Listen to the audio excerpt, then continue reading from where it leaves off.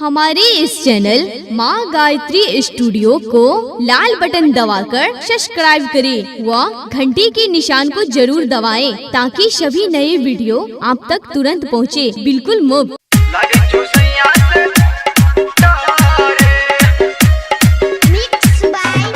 अभी आप सुन रहे हैं लक्ष्मीकांत बावरिया को माँ गायत्री रिकॉर्डिंग स्टूडियो।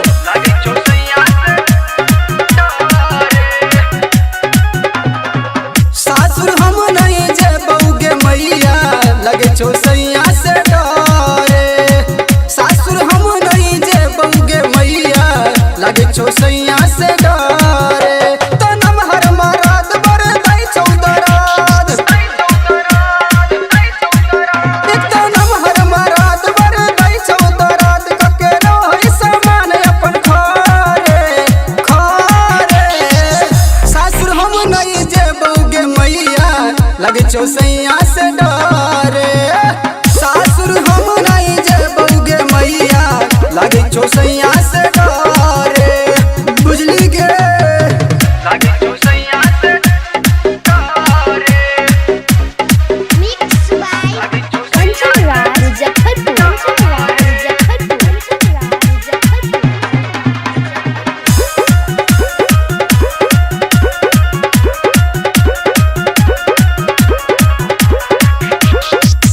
ऐसे पहले हम ठीक चलो लो भर के संग नहीं काम करे छे लेने ज्यादा के तंग।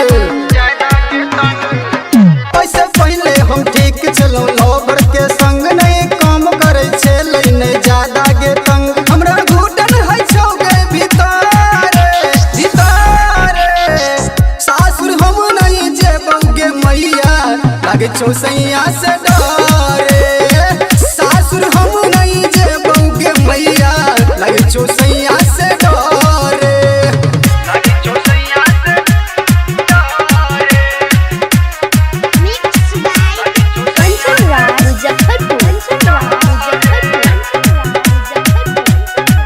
ई छौरा सिसबरिया छे बर बहू हर एकरा चाही गे छौरी नहीं मौगी में हर।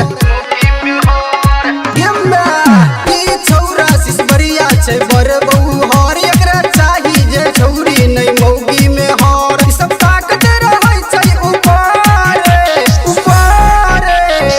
सासुर हम नहीं जे बउगे मैया लागे चौसैया से डरे। सासुर हम नहीं जे बउगे मैया लागे चौसैया से डरे।